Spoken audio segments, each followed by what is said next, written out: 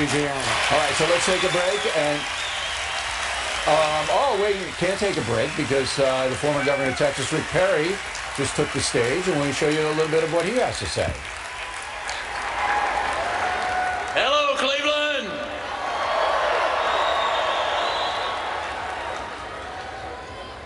You know, back in 2006,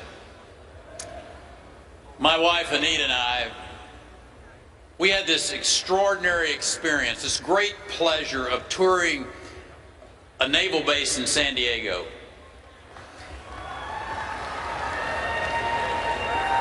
Our guide that day just happened to be this big old tall drink of water Navy SEAL who was recovering from combat-related injuries. Now, he was a Texas boy. He was pretty plain-spoken and respectful, and his love for America came through loud and clear. As we departed that day, I just told him, kind of in passing, if you're ever in Austin, come by and see us. Now, you know, some people might say that that meeting was just blind chance or a twist of fate. I'll tell you, it was by the grace of God. And he and I kept in touch over the course of the months through a tour that he had in Iraq and in his return to Texas. And darned if he didn't just show up on our doorstep at the governor's mansion, unannounced, with nowhere else to go. We welcomed him into our home. We helped him get the care that he needed. And today, he's like a second son. Now, many of you know the battles he fought in Afghanistan, but too few of you know the battles that he and thousands of veterans just like him face when they come home. Tonight, our commitment is this: making America great again starts by taking care of our veterans.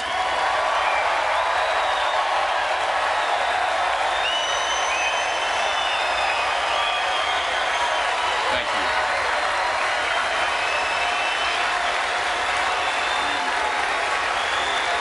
you. Ladies and gentlemen, please welcome an American hero, the lone survivor, Marcus Luttrell.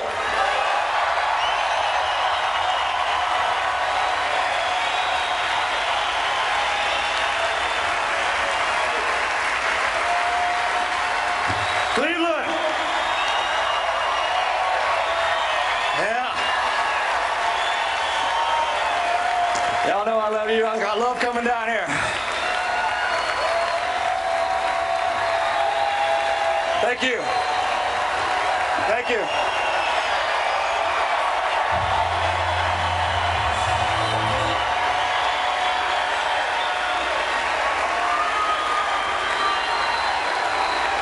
Thank you. All right. All right.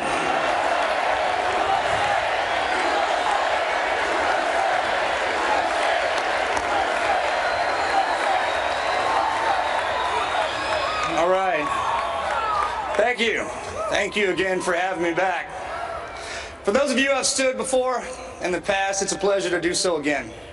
For those of you I haven't stood in front of, thank you for the privilege to do that. Really, I mean it from the bottom of my heart.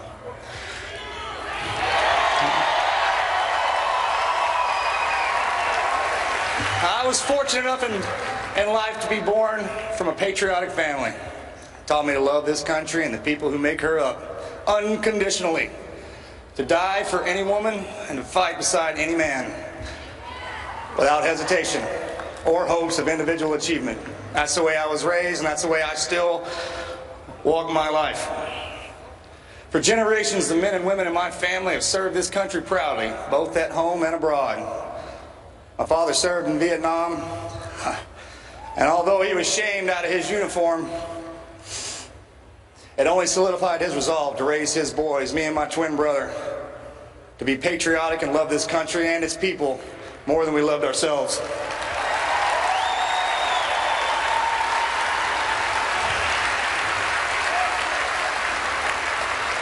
In the past 10 years of my Navy SEAL career, the first 10 was in combat. Next part of it, I was traveling around the country. State to state, city to city, town to town, armed only with the memories of your bravest fighters and the story of how hard they fought to protect our way of life. And because I was willing to completely open up my life and speak about the worst week of it, I was blessed with meeting and seeing, well, the greatest people America had to offer. And I think it's important to say that we got to make sure that the hell the veterans return from is not the hell they come home to, okay?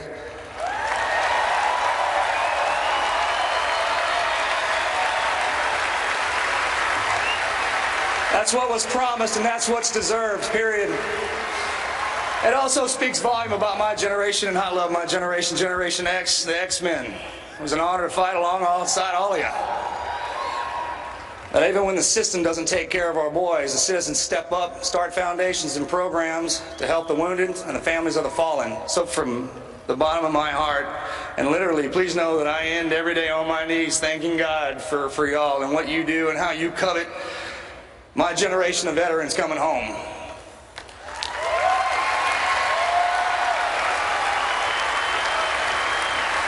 I got a chance to, for those of you who know me, you know I only talk about stuff that I've experienced, and usually on the worst side of it and the best side of it. Well, I had a chance to actually spend time with Mr. Trump, and I know he understands what it's going to take to fix this. And the only way we're going to keep America safe is to have an elite military, all right?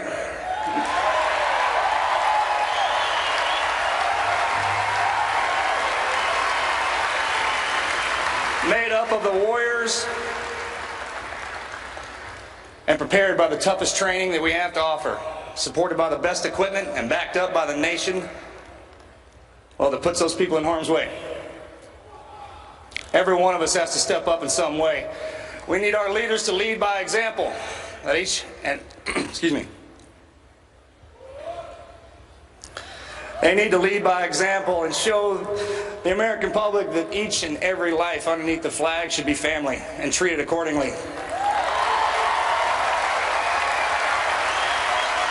I'm sorry. I'm so used to speaking from the heart, when I have to read this, it goes wrong, so I'm just going to go. You ready?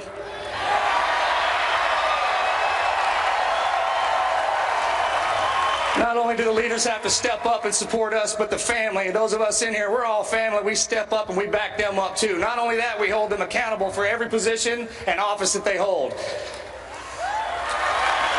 Either way, look, either way, the only way we survive this is together, not apart. In order for any life to matter, we all have to matter. You understand?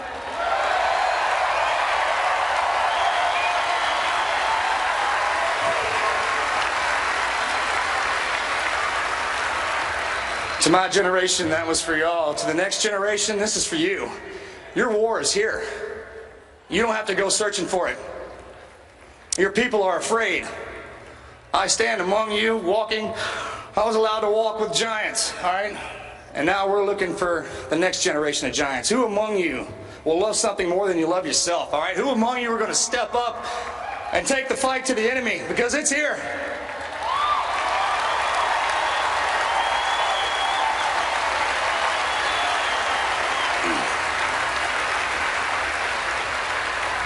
I challenge all of you to fight for this country and for each and every one of us. Look, the world outside of our borders is a dark place, a scary place. America is the light, and her people are the goodness that grows from that. She'll always be worth fighting for, and it was my greatest honor to fight for her every day of my adult life, all right? And I just wanted to come up here and thank each and every one of you from the bottom of my heart for allowing me to serve you for 20 years. And I swear to God, I'm going to spend the next 20 paying you back. So thank you again. God bless.